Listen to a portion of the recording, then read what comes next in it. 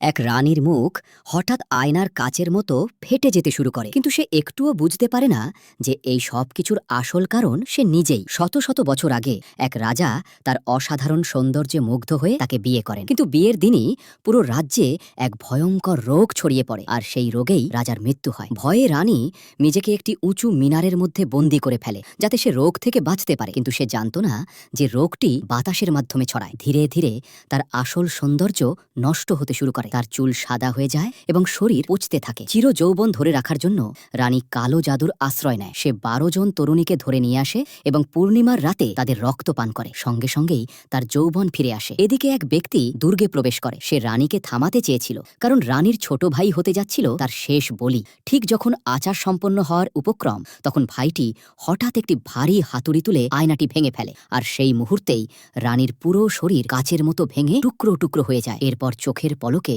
পুরো মিনার